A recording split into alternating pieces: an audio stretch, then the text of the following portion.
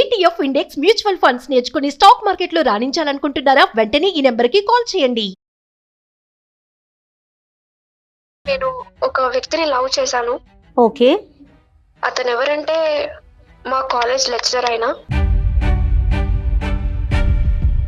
అలా అలా మా జర్నీ స్టార్ట్ అయ్యి మాది డేటింగ్ వరకు కూడా వెళ్ళిపోయింది సార్. చాలా అంటే చాలా డీప్ గా, అది నేను ఎక్స్ప్లెయిన్ చేయలేనంత డీప్ మెసేజ్, చాలా పెద్ద మెసేజ్ వచ్చింది.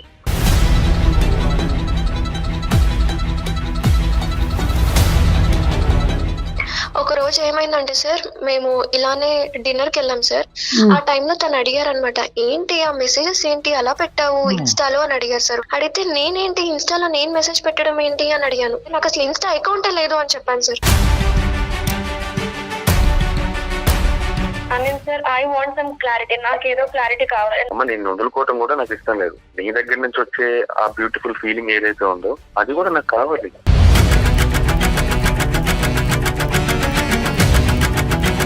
మా పేరెంట్స్ కూడా చెప్పుకోలేదు కదా సార్. ఇలాంటి సిచువేషన్ చెప్తే వాళ్ళ తరపున మీరు అసలు మీ ఇద్దరి మధ్యన ఉండే relationship is not a true relationship, it's not a practical relationship, it's an unethical destructive relationship. ఇప్పటికీ కూడా ఆ అమ్మాయి మిమ్మల్ని ఒక లెక్చరర్గా, ఒక గురువుగా, ఒక దైవంగానే చూస్తుంది. దేని గురించి వెళ్తున్నారు సార్ మీరు కాలేజీకి? ప్రేమ పాఠాలు చెప్పటంకా, సెక్స్ కబుర్లు చెప్పటానికా? నమస్తే కళ్యాణ్ గారు. నమస్తే కళ్యాణ్ గారు, అంశు రెడ్డి అనే అమ్మాయి మనకి గుంటూరు నుంచి మెయిల్ చేసిందండి. ప్రేమకు సంబంధించిన ఒక వ్యవహారం, తను ఎటూ తేల్చుకోలేక మీ సలహా కోసమని నాకు మెయిల్ చేసింది. తప్పకుండా మేడం, ఒకసారి కాల్ చేసేస్తాను.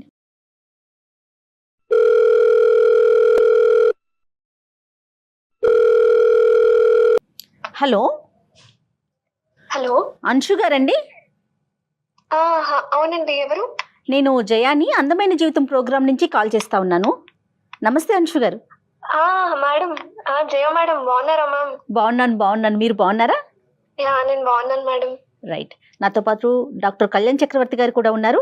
ఒకసారి డాక్టర్ గారితో మాట్లాడండి. నమస్తే అమ్మా. అనుషు, ఎంతమ్మా ఏజ్ ఎంత నీది ఇప్పుడు?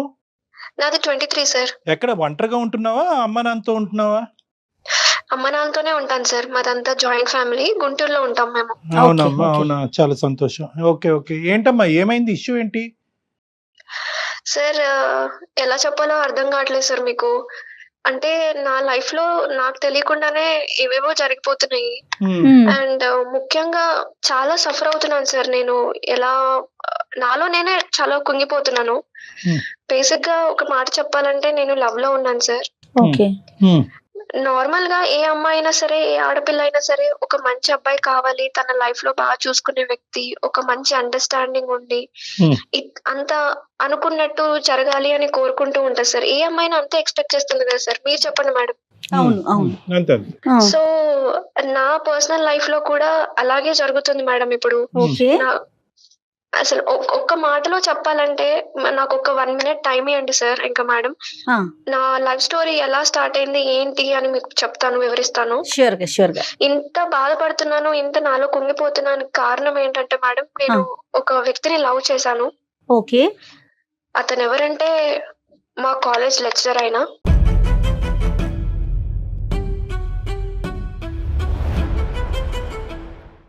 అంటే ఇది నేను కావాలని ఆయన లవ్ చేయడము, నేను ఆయన వెంటపడి తిరగడం అలా ఏం జరగలేదు అసలు.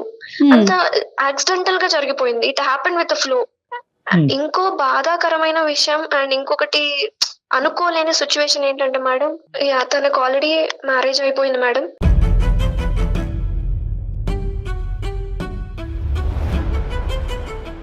బట్ తెలియకుండానే ఇలా జరిగిపోయింది మేడం. నేను అతన్ని ఎప్పుడు ఫాలో అవ్వలేదు.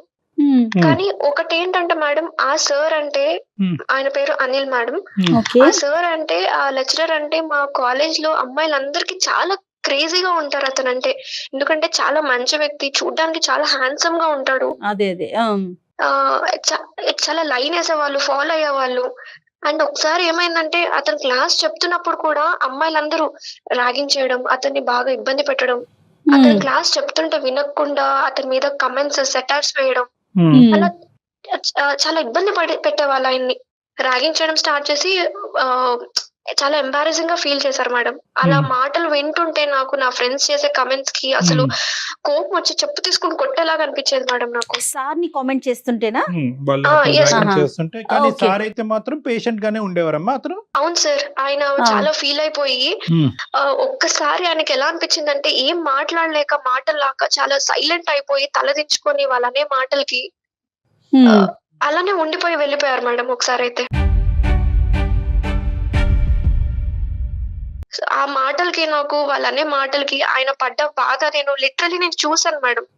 వార్నింగ్ ఇచ్చాను గట్టిగా, అదే, పక్కకు అదే, పిలిచి అదే. వాళ్ళకి చెంప పగిలి కొట్టేలాగా వార్నింగ్ ఇచ్చా మేడం నేను. నెక్స్ట్ ఫ్యూ డేస్ కి ఆ ఫ్రెండ్స్, ఆ గ్రూప్ ఆఫ్ గ్యాంగ్ మొత్తం నా మీద చాలా కక్ష పెట్టుకొని ఒక్క పని చేశారు సార్.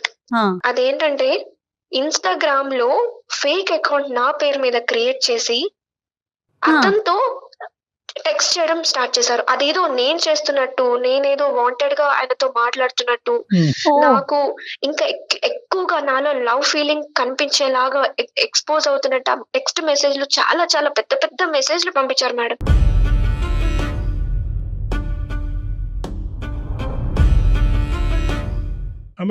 నీకు ప్రాక్సీగా అతనికి పంపించారు.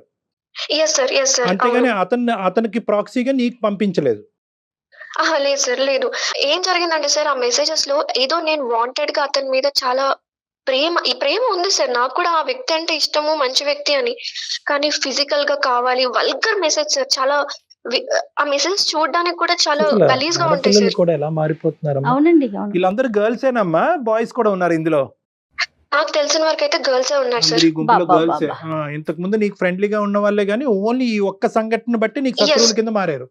Exactly sir, exactly. ఆట పట్టించాలని మొదలు పెట్టారు. ఇది ఎప్పుడు తెలిసిందమ్మా నీకు? ఎప్పుడు తెలిసింది ఇలా మెసేజెస్ పంపిస్తున్నారు అతనికి అనేది? ఒకసారి కాలేజ్ లో ప్రైవేట్ గా నన్ను పిలిచి కాఫీకి వెళ్దామా అంచు అని అడిగారు సార్.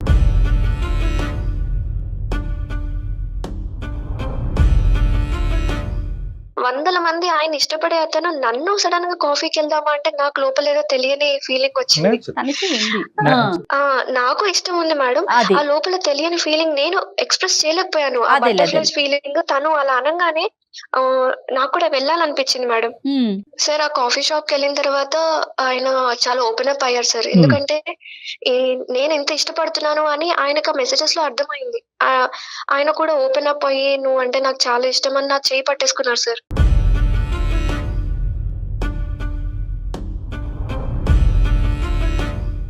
నువ్వంటే నాకు చాలా ఇష్టం, I love you so much అని ప్రపోజ్ చేశారు సార్. ఆయనకి నేను మాట్లాడే మాటలు ఆయనకు నచ్చాయి సార్, కానీ నేను కాదు కదా సార్ అక్కడ మాట్లాడింది. సో బ్యాక్గ్రౌండ్ లో ఆ ఇన్ఫ్లుయెన్స్ అతని మీద ఉందన్నమాట. ఆ మెసేజెస్ యొక్క ఇన్ఫ్లుయెన్స్ ఉంది. కానీ నువ్వు పరానా మెసేజెస్ నాకు ఇన్స్టాగ్రామ్ లో పెట్టావు అనేటటువంటిది ఫస్ట్ డిస్కషన్ లో అయితే రాలేదు సార్, అస్సలు రాలేదు. అలా అలా మా జర్నీ స్టార్ట్ అయ్యి మాది డేటింగ్ వరకు కూడా వెళ్ళిపోయింది సార్.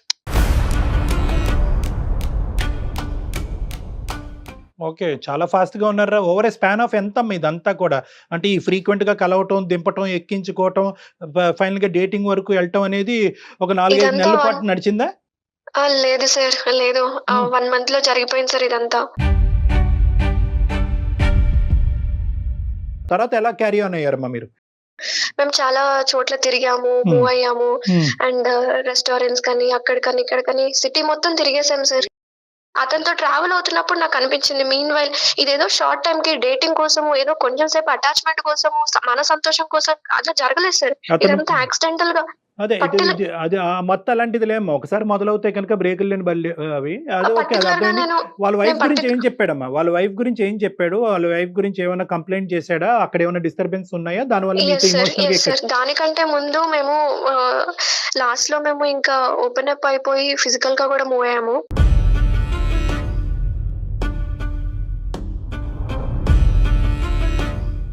ఆ టైంలో నేను అడిగాను సార్ తన్ని, నువ్వు లేకపోతే నేను అసలు ఉండలేను, మరి ఏం చేయమంటావు?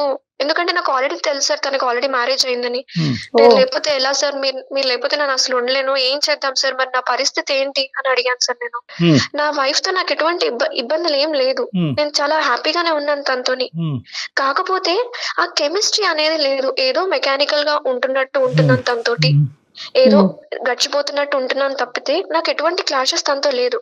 అలా అని డివోర్స్ తీసుకొని నేను నీ దగ్గరకు వచ్చేసే అంత లేదు అంశు అని చెప్పారు సార్.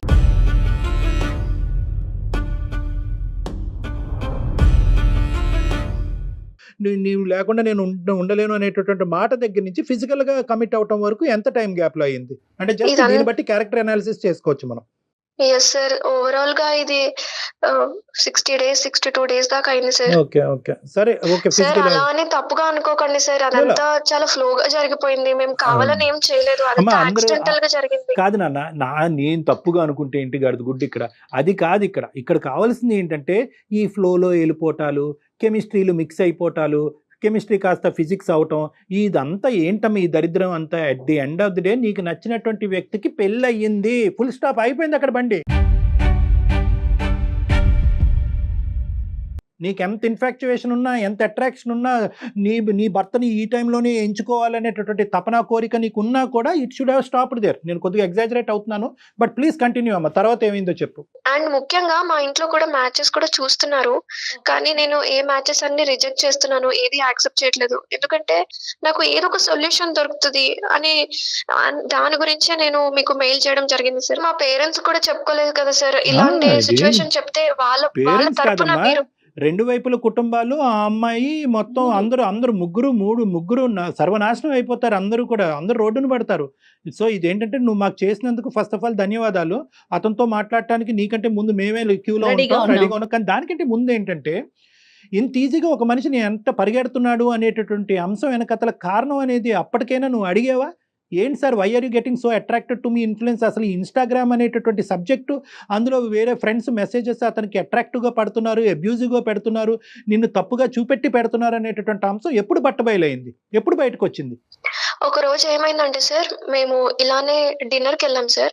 ఆ టైంలో తను అడిగారు అనమాట, ఏంటి ఆ మెసేజెస్ ఏంటి అలా పెట్టావు ఇన్స్టాలో అని అడిగారు sir. One fine day, one night అడిగితే నేనేంటి ఇన్స్టాలో నేను మెసేజ్ పెట్టడం ఏంటి అని అడిగాను.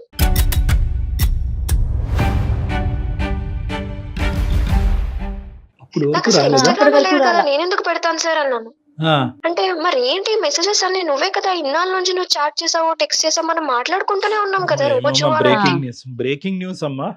ఓకే ఓకే అనగానే అదేంటి, మనం జనరల్ గా మనం మాట్లాడకుండా మనం ఇష్టపూర్వకంగా ఇద్దరం ఓకే అనుకొని మనం మూవ్ అయ్యాము, లవ్ చేసుకుంటున్నాం.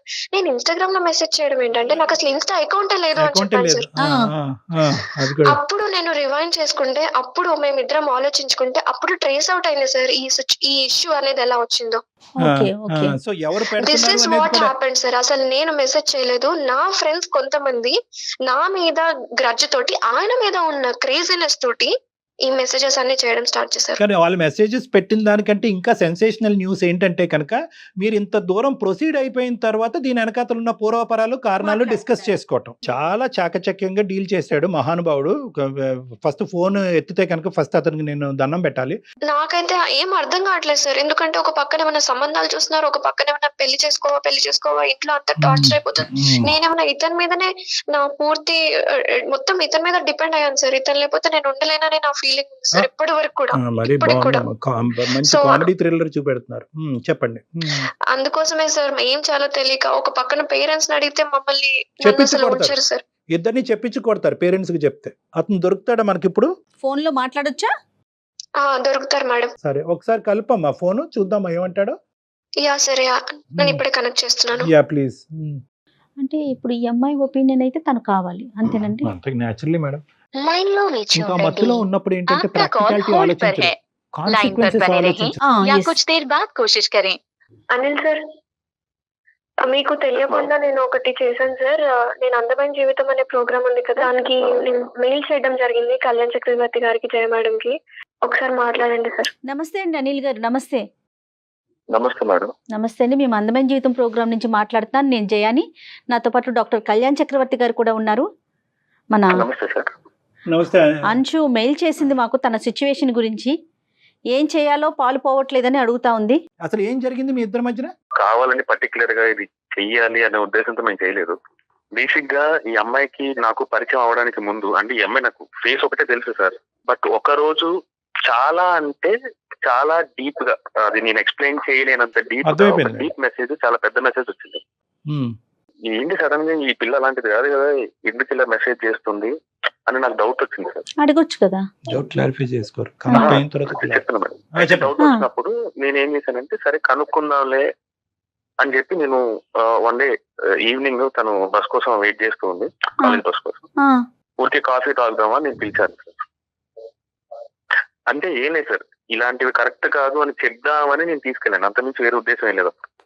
అయితే వెళ్ళిన తర్వాత ఈ అమ్మాయితో మాట్లాడడం స్టార్ట్ చేస్తున్నప్పుడు వాళ్ళ ఫ్యామిలీ గురించి కానీ, లేకపోతే ఈ అమ్మాయి ఆలోచన విధానం గురించి కానీ, ఫ్యూచర్ గురించి తను చేసుకున్న ప్లానింగ్ గురించి కానీ చాలా డీటెయిల్ గా ఎక్స్ప్లెయిన్ చేస్తున్నప్పుడు వింటున్నా. అసలు ఏ పర్పస్ మీద తీసుకొచ్చానో అది మర్చిపోయాను.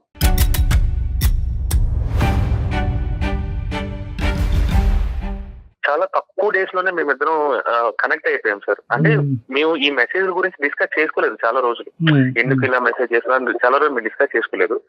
బట్ ఆఫ్టర్ చాలా రోజుల తర్వాత మాకు ఫిజికల్ గా కూడా కనెక్షన్ కుదిరింది సార్. అది అలా అయిపోయింది. దాన్ని నేను ఎలా ఆపాలో నాకు కూడా అర్థం కాలేదు.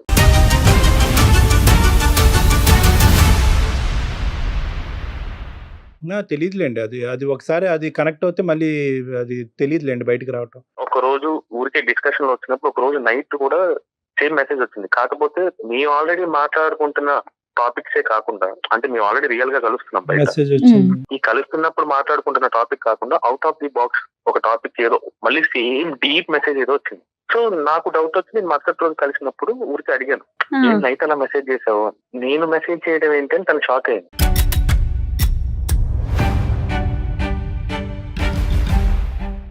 కాదు అమ్మా, నువ్వు రోజు నాకు మెసేజ్ చేస్తున్నావు కదా, ఇన్స్టాలో చాట్ చేస్తున్నాం కదా అని నేను మొత్తం చాటింగ్ అంతా చూపించాను తను.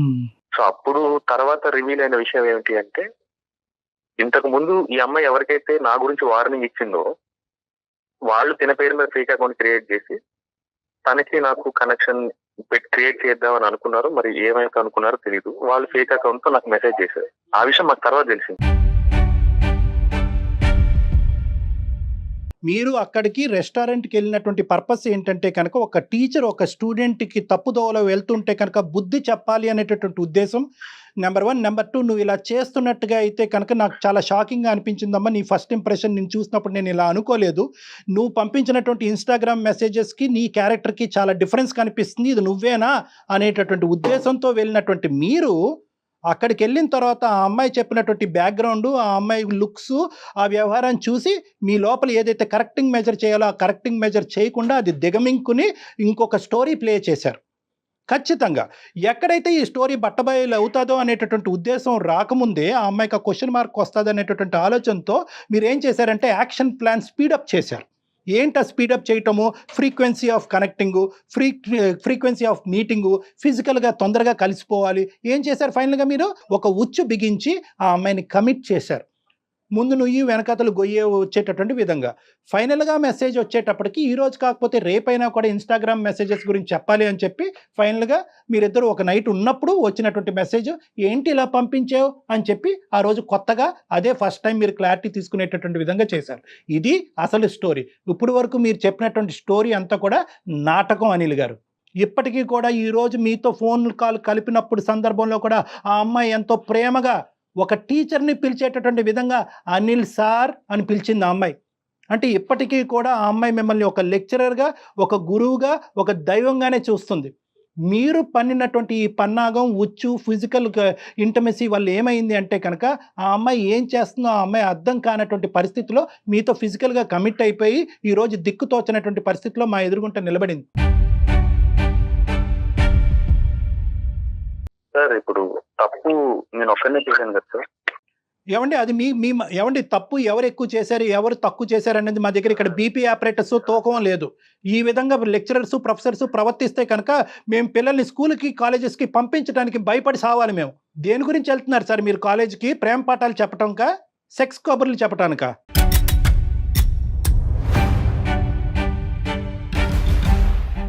సార్ చాలా మంది కాలేజ్ లో స్టూడెంట్స్ నా వెనకాల పడుతున్నప్పుడు నేనే చెప్పాను సార్ వాళ్ళకి, ఇది కరెక్ట్ కాదమ్మా, ఆలోచించుకోండి, మీరు కెరియర్ బాగుండాలి, మీ ఫ్యూచర్ ని ప్లాన్ చేసుకోండి. ఎందుకు చెప్పలేకపోయారండి? చాలా మంది మీ వెనకాల పడుతున్నారు. You had an eye and a feel for our unsure right from the beginning. మీకు ఫీలింగ్ ఉంది కాబట్టే అక్కడికి వచ్చిన తర్వాత బుద్ధి చెప్పవలసినటువంటి మాస్టర్లో ప్రేమ కబుర్లు ప్రేమ పాఠాలు చెప్పడం మొదలైనవి. చాలా తొందరగా ఈ అమ్మాయి ఎక్కడ ఈ ఉచ్చులోంచి బయటకు వెళ్ళిపోద్దనే ఉద్దేశంతో ఆ అమ్మాయితో సెక్షువల్గా కూడా మీరు కమిట్ అయ్యారు. మీరు అంతకుముందు మీ చరిత్ర ఎలా ఉంది, అంతకుముందు మీరు దేవుడా రాముడా అనేది మాకు అనవసరం. ఈ అమ్మాయి ఇప్పుడు ఈ ప్రస్తావన తీసుకొచ్చింది, దిక్కుతోచని ఆగమ్య గోచరంగా ఆ అమ్మాయి జీవితం మారిపోయింది, వచ్చినటువంటి సంబంధాలన్నీ తోసేస్తుంది పక్కకి. ఏ దిక్కుని పట్టుకెళ్తున్నారండి ఆ అమ్మాయిని మీరు? ఆల్రెడీ పెళ్ళయి చెప్పించకూడదు మీ ఆవిడ నడు రోడ్డు మీకు లాగి. మేమే చెప్తాం అమ్మాయికి ఫోన్ చేసి.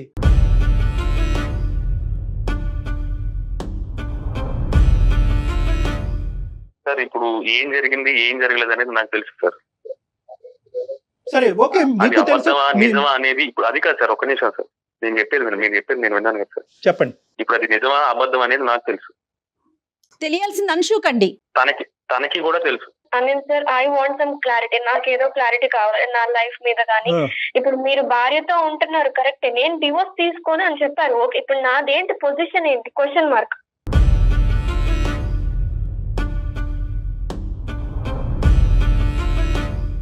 అసలు మీ ఇద్దరి మధ్యన ఉండే relationship is not a true relationship, it's not a practical relationship, it's an unethical destructive relationship. It's a destructive relationship ఇది. తను ఏమందంటే నాకేం ప్రాబ్లం లేదు సార్, మీకు నేను సెకండ్ గా అయినా సార్ ఉంటానని కూడా తనే చెప్పింది.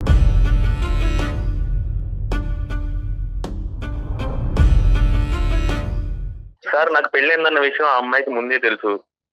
ఓకే, ఆ అమ్మాయికి తెలిసిన తర్వాతే నాతో మాట్లాడడం స్టార్ట్ చేసింది. ఓకే, స్టార్టింగ్ లో మేము ఎలా స్టార్ట్ అయ్యాం అనేది సెకండరీ థింగ్. బట్ జరగాల్సినది అనర్థం అంతా జరిగిపోయింది. ఇప్పుడు నన్ను ఏం చేయమంటారు చెప్పండి? ఆ అమ్మాయికి అన్ని తెలిసే నాతో రిలేషన్ లోకి వచ్చింది, అన్ని తెలిసే వచ్చింది. ఒక్క నిమిషం చేయగారు, తెలియటం అనేటటువంటిది ఒక మబ్బు. నన్ను బ్లేమ్ చేయడం కరెక్టే. ఓకే, మీరు ఇవన్నీ చెప్పేది సాకులు, ఇవన్నీ కరెక్ట్ కాదు. ఆ అమ్మాయిని అడగండి, అది నిజమో కాదు. ఆ అమ్మాయిని అడగండి పోనీ. అనిల్ గారు ఒకే ఒక మాట చెప్తున్నానండి, మీకు పెళ్ళి అయ్యింది, వేరే అమ్మాయితో స్త్రీతో నేను సంబంధం పెట్టుకోవటం తప్పు అనేటటువంటిది మీరు ఆ అమ్మాయి కంటే 5-6 సంవత్సరాలు పెద్ద వ్యక్తి, ఒక గౌరవప్రదమైన స్థానంలో ఉన్నవారు. బల్బు మీకు ముందు ఎలగాల, ఆ అమ్మాయికి ముందు ఎలగాల? సరే, అమ్మాయి అలా మెసేజెస్ పెడుతోంది, మీరు రెస్టారెంట్కి తీసుకెళ్లారు, అప్పుడు చెప్పాలి కదా, అందుకు కదా మీరు తీసుకెళ్ళింది. ఈ రోజు అనిల్కి మనం బుద్ధి చెప్పడం వెనకాతల అన్షు తప్పు లేదని మనం మాట్లాడలేదు. పెద్ద గీత పక్కన చిన్న గీత అంటారు. సో ఇక్కడ ఏంటంటే అన్షు లాంటి ఆడపిల్లలు మనం సింపుల్గా ఇమ్మెచ్యూరిటీయో లేదంటే హార్మోనల్ ప్రభావం అనేటటువంటి తీసి పారేయవలసినటువంటి అవసరం లేదమ్మా. ఇది ఎందుకంటే కనుక మీరు కాలేజ్కి స్కూల్స్కి వెళ్ళి పాఠాలు నేర్చుకోవడంతో పాటు విలువలు కూడా నేర్చుకోవాల్సినటువంటి అవసరం ఉంది. పేరెంట్స్ ఎందుకు మన కాలేజెస్కి స్కూల్స్కి పంపిస్తున్నారు అనేది హార్మోన్స్ ప్రభావం ఉంటుంది, అట్రాక్ట్ అవుతాం. అందులో ఏంటంటే టీచర్స్ది లెక్చరర్స్ది ఎప్పుడైతే కనుక వాళ్ళు ఇన్ఫ్లుయెన్షియల్ రోల్లో ఉంటారో, వాళ్ళు పాఠాలు చెప్పేటటువంటి విధానం గొప్పగా ఉంటుందో, వాళ్ళ స్టైల్ కానీ వాళ్ళ అందానికి కానీ వాళ్ళ లెక్చరింగ్ స్టైల్స్ కానీ ఆటోమేటిక్గా అట్రాక్ట్ అవుతారు. కానీ ఆ అట్రాక్షన్ అనేటటువంటిది అక్కడికక్కడ గీత గీయాలి. కానీ ఇక్కడే ఏమవుతుంది అంటే కనుక ఏ హార్మోనల్ ఇన్ఫ్లుయెన్స్ వస్తుంది, పరిణామాల గురించి ఆలోచించకపోవటం. ఇది పెళ్లి కింద అవుతుందా, వాడు పెళ్ళైనోడా కాదా, వాడికి ఒక పిల్లం ఉందా, వీడి టీచర్ భర్త ఎలాగా అవుతాడు, వీడికి పిల్లలు ఉంటే వాళ్ళ పరిస్థితి ఏంటి, రేపొద్దున మా అమ్మ నాన్నకు తెలిస్తే వీళ్ళ పరిస్థితి ఏంటి, అటు ఇటు వచ్చి పెద్దలు వచ్చి అక్షింతలేస్తారా, ఇవేవి పరిణామాలు ఏవి అమ్మాయి ఆలోచించకుండా పెద్దలుగా అందమైన జీవితంలో మీరు ఉన్నారు కాబట్టి మనం హ్యాపీయే, కానీ మనం వచ్చి అక్కడ పెళ్లి చేయంగా, అంతేగా. సో ఇదేంటంటే ఫస్ట్ ఆఫ్ ఆల్ ఈ విధంగా ఆలోచించే స్టూడెంట్స్కి రెండు మాటలు నేను చెప్తా. ఎంతన్నా హార్మోనల్ ఇన్ఫ్లుయెన్స్ ఉండొచ్చు, కానీ ఎందుకు వచ్చారు మీరు కాలేజ్, మీ గమ్యస్థానం ఏంటి, మీ భవిష్యత్తు ఏంటి, మీ తల్లిదండ్రుల ఆశయాలు ఏంటి, వాళ్ళు ఎందుకు ఫీజులు కడుతున్నారు, మీకు ఎందుకు ఇంత ఖరీదైనటువంటి పుస్తకాలు బట్టలు అన్ని కొని ఎందుకు మిమ్మల్ని ఇంత స్మార్ట్ గా కాలేజెస్ పంపిస్తున్నారు, ఎందుకు? ఇందాక అంశు ఓపెన్ చేస్తున్న ఒక మాట అంది, అంశు ఒక మాట అంది ఇందాక, సార్ లైఫ్ పార్ట్నర్ కావాలి కదా, ఒక ఆడపిల్ల సెలెక్ట్ చేసుకోవాలి కంటే ఏందమ్మా అంత అర్జెన్సీ, 22-23 ఇయర్స్కి మీకు అర్జెన్సీ, మీకు తల్లిదండ్రులు లేరా, వాళ్ళు చూడలేరా, వాళ్ళు దిక్కుమొక్కు లేదా, మీకేమైనా దిక్కుమొక్కు లేని వాళ్ళు. సో ఇది నెంబర్ 1. నెంబర్ 2 ఏంటంటే కనుక మోస్ట్ ఇంపార్టెంట్, ఎవరైనా కానీ మీకు అట్రాక్టివ్గా కనిపిస్తున్నారు అంటే కనుక వాళ్ళ స్థాయి వాళ్ళ పొజిషన్ బట్టి ఆ అట్రాక్షన్ అంతే. అతను లెక్చరరు, ఎప్పటి నుంచో అదే పాఠాలు చెప్తున్నాడు, అందులో అతను నిష్ణాతుడు, అక్కడితో close, he can't be your partner. Right. అతను మీ అంశుకి ఏం చెప్తారు? అంశుకి ఏం అమ్మా, అంశుకి ఇప్పటికే అర్థమైంది. ఇంకేం అర్థమైందమ్మా నీకు? అర్థమైంది సార్. నీ ప్రశ్న ఏంటమ్మా చెప్పు, నువ్వు దేని గురించి మాకు ఈమెయిల్ పంపించావు చెప్పు తల్లి, ఇప్పటికి అర్థమైందా, నేను సమాధానం చెప్పాలా, ఆల్రెడీ నీకు కనువిప్పు కలిగిందా? అర్థమైంది సార్, నాకు ఎలా ఉండాలి నెక్స్ట్. నేను ఇవన్నీ నేను పక్కన పెట్టేస్తాను సార్. పక్కన పెట్టేయటం కాదు, నువ్వు ఎవరినైతే కనుక ఇన్ఫ్లుయెన్స్ అయ్యి అతి కొద్ది వయసులో నువ్వు నీ శరీరాన్ని అతనికి సమర్పించావో, అంత దిక్కుతోచినటువంటి అంత భయంకరమైన పరిస్థితికి వెళ్ళావో, ఒక ఆడపిల్లకి ముఖ్యమైనటువంటిది చాలా ఇంపార్టెంట్ అంశం అదమ్మా. అది కేవలం ఒక ఇన్ఫ్లుయెన్స్ వల్ల నువ్వు ఈ రోజు అతనికి లొంగిపోయావు. కేవలం ఇన్ఫ్లుయెన్స్, హిప్నటిజం, మత్తు జల్లాడు. ఇప్పుడు అర్థమైందని ఎదుర్కొంటా ఉన్న క్యారెక్టర్. అర్థమైంది సార్. అనిల్ సార్, ఇప్పుడు మీరు నన్ను బ్లేమ్ చేయడం స్టార్ట్ చేశారు కదా, ఏదో నేనే వెంట పడినట్టు, నేనే ఇంటెన్షనల్ గా మీ వెంట పడి మిమ్మల్ని లవ్ చేసినట్టు మీరు చూపించారు కదా. ఇప్పుడు నాకు ఇప్పుడు మీ ఒరిజినల్ క్యారెక్టర్ ఏంటో ఇప్పుడు అర్థమైంది సార్. ఇప్పటికీ నేను మిమ్మల్ని అనిల్ సరే అంటున్నాను. I don't want to lose respect on you. ఇంకా మీ క్యారెక్టర్ ఏంటో నాకు అర్థమైంది. నా లైఫ్ ఏంటో నేను చూసుకుంటాను ఇప్పుడు. మీకు బుద్ధి చెప్పేటటువంటి వయసు కాదు. మీరే ఎంతో మందికి బుద్ధి చెప్పాల్సినటువంటి స్థానంలో మీరున్నారు. నేను చెప్పాల్సినటువంటి అవసరం లేదు. మీకు ఇవ్వాల్సింది కేవలం వార్నింగ్ మాత్రమే. Sorry sir. జాగ్రత్తగా ఇంకా ఈ విషయాన్ని ఇక్కడితో వదిలేసే తల్లి అంశు. Okay madam. కొత్త జీవితాన్ని స్టార్ట్ చేయి. నువ్వు కాలేజ్ నుంచి బయటకు వెళ్ళిపోయావు, నీ కాంటాక్ట్స్ నీకున్నాయి, నీ కెరియర్ నీకుంది. మీరు మొత్తం ఇద్దరు నెంబర్లు డిలీట్ చేసుకోండి. అసలు ఎటువంటి కనెక్టివిటీ మీ ఇద్దరి మధ్యన ఉండకూడదు. ఇది చాలా ప్రమాదకరం. అతను ఎవరో నువ్వెవరో ఈ రోజు నుంచి. అంతే సార్, అంతే. Okay okay sir. Okay madam. All the best. We trust you for your clarity. Okay, నువ్వు క్లారిటీ వచ్చిందని చెప్పి మేము నమ్ముతున్నాం. ఓకే, జీవితాన్ని పాడు చేసుకోవద్దు. All the best. కెరియర్ వైపు చూసుకో. Okay sir, thank you sir. Right. Accept చేశాడు అని అనుకోవచ్చు అంటారండి మనం మీరు చెప్పిన సలహాని? చెప్పలేం మేడం, చెప్పలేం. మళ్ళీ టెంప్ట్ చేసే అవకాశాలు ఉంటాయి అంటారు ఇలాంటి వాళ్ళు. మనకి ఇది చాలా cross sectional madam. This is not a longitudinal assessment of a person. ఒక మనిషిని దీర్ఘకాలికంగా మనం చూడలేదు ఇక్కడ. జస్ట్ ఒక జింక్స్ అంతే. ఇంతే చూసాం ఆ మనిషిని. స్ట్రాంగ్ ఉండాలి.